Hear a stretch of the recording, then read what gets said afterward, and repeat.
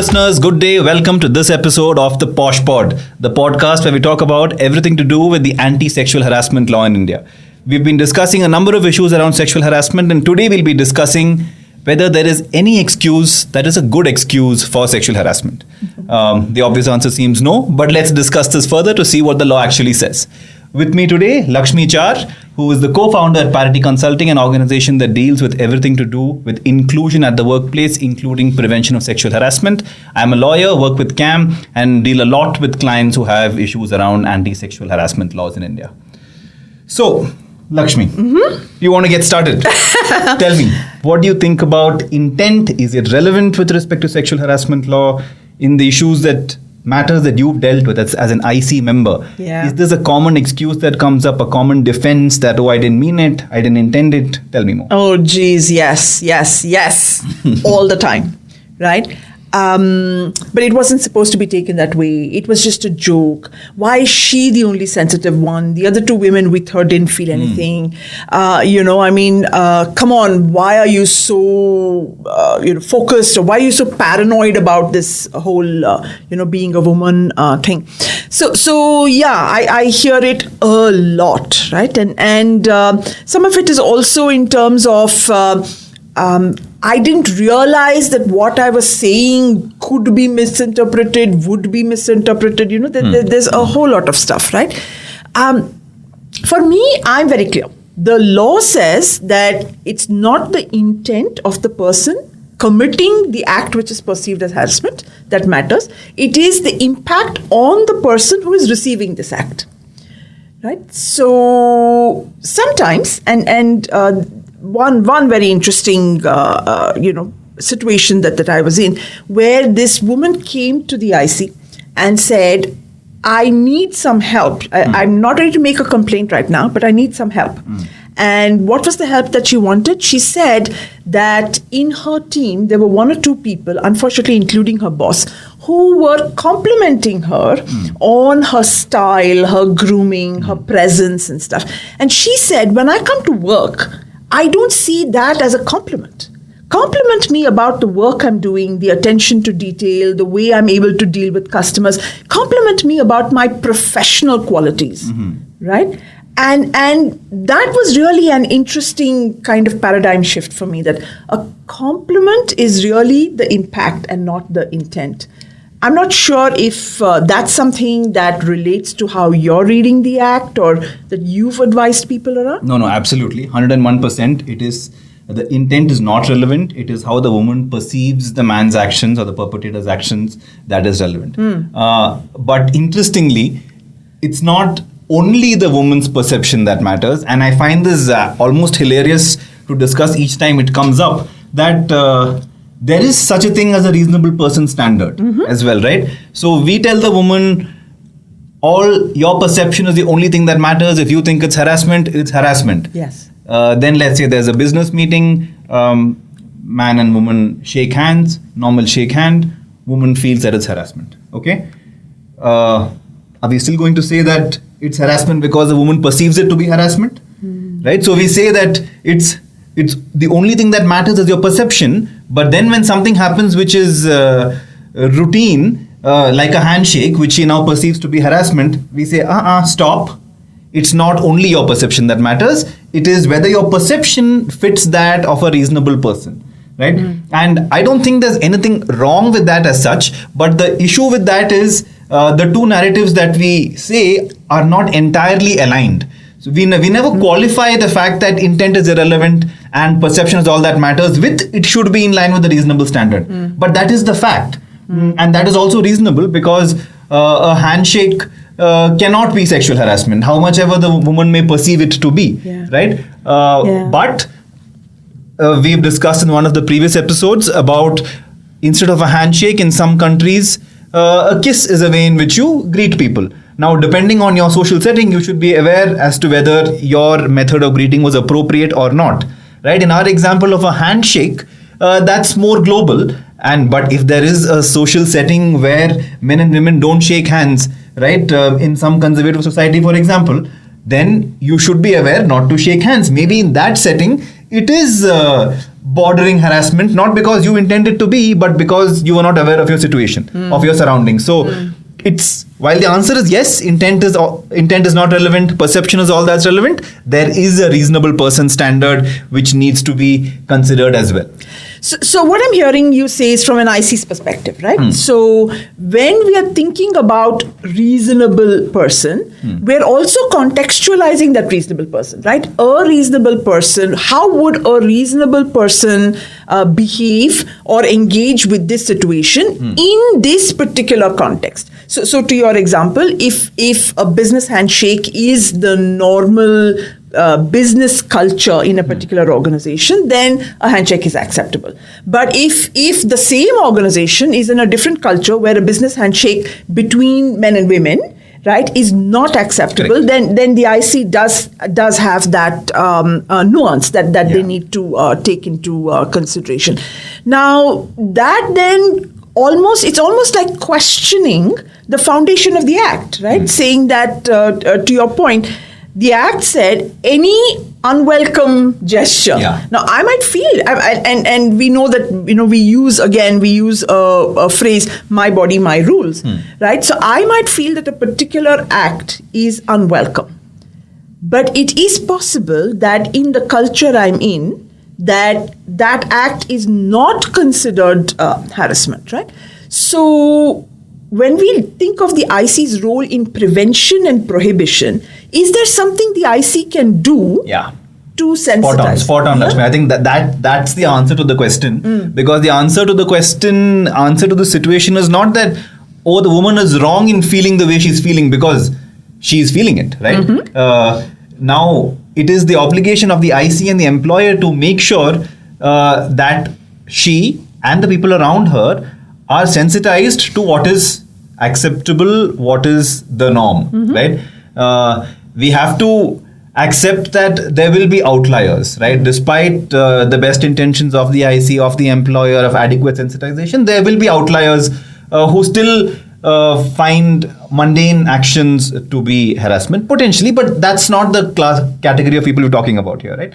So yes, the answer is the IC and the employer need to sensitize employees, sensitize the IC about what amounts to harassment, what does not, with examples. I think it's very important to give examples because there is the obligation under the POSH Act to sensitize employees, right? And words like any unwelcome sexual advances don't in isolation mean enough unless you explain what exactly it means, because your employee audience also is from a wide demography. So you can't expect employees to just grasp what that means. So I think giving adequate examples, and this handshake example is a great example, I think, of possibly misunderstanding a situation, and that's not a situation you want to find yourself in. There was this other situation that I was listening to as part of an IC, and this was again a multinational organization. And there was what is normally termed as knowledge transfer, where a particular work process which was being performed for that organization in a different country was being transitioned to India. And as a result of that, we had a couple of people traveling from that home country to India. One of them was a man, and it was his first time ever outside his country. Forget about anywhere else, right? So this organization, in the spirit of this thing, had done this, cultural training and stuff like that, made sure these people had gone through it. So he comes here, and almost his very first day, when I say here, he comes to India, almost his very first day, he's in this, in the office building, and this is a multi-story office building. So he gets into the elevator. He happens to see that there's somebody else in the elevator. There are only two of them. This other woman wearing lanyard, identifying her as this thing. And he says, he smiles at her and says, "Oh, you work for such company? I do too. And I'm so excited. I'm here, my first visit to India. I've read so much about it, and I have 2 free weekends. And what do you think that I should be doing with my weekend?" And so she marches out of the elevator, goes straight to HR and says, "He's propositioning me. How dare he? I don't know him. And he's coming and talking to me about taking me away for the weekend." And that was really something which was an eye-opening conversation for many of us, that yes, reasonably speaking, it's difficult to find fault with what that guy was doing, right? Correct. And I mean, that's exactly the example we're talking about as well, isn't it? The sensitization required here, let's say that you are part of a company which has a global parent, global subsidiaries, you are likely to interact with people from other cultures. That's the kind of sensitization that employees need, that in some countries, the way in which men and women interact are more open, more forward potentially, and that's, I mean, I don't know if going away for a weekend as soon as you meet is normal anywhere, but I mean, I think the rest of it, is understandable. So that's a sensitization that employees need. And if the woman had been part of a couple of training sessions and know that this is how it works in some countries, maybe she wouldn't have walked out of the elevator straight and filed a complaint, right? So in his defense, I have to say that all he was doing was to say that I've read TripAdvisor, I've read all of the things, but as a local person, what would you recommend, right? I mean, that was his thing, but and that's where the misinterpretation happened, the intent and impact, which is really nice. So topic for another day, Bishen, but this for us was a great opportunity, as you said, the sensitivity training and the understanding, but also in terms of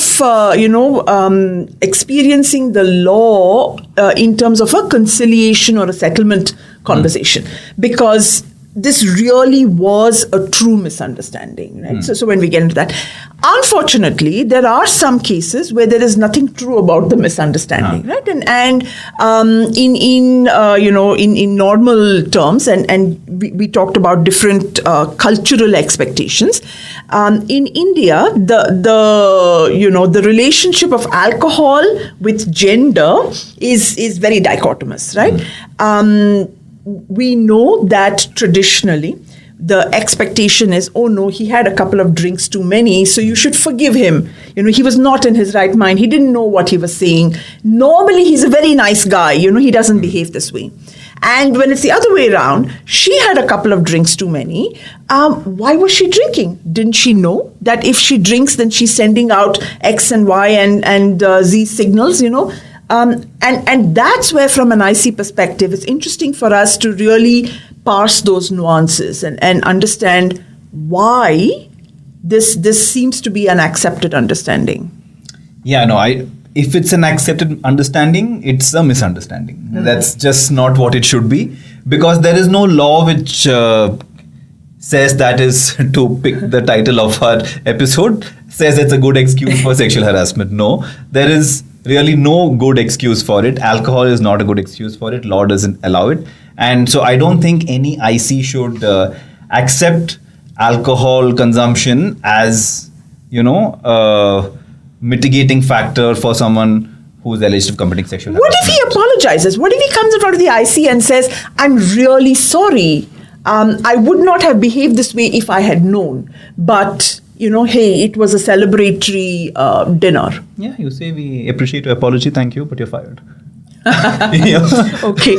So then, when we go into various organizations and we talk about this, we talk about, the importance of understanding boundaries and that, the onus is on me to understand your boundary and not to cross it, right? I think it's important to just make sure that this is not a conversation that is even to be tolerated, right? It's not to be even discussed, right? There is no need to even entertain having a discussion about. So basically you're saying I should become a robot, right? I should not be a human being. I should not, have a pleasant conversation with people. I should not crack any jokes at the workplace. I come in, I wear my blinkers, I do my work and I leave.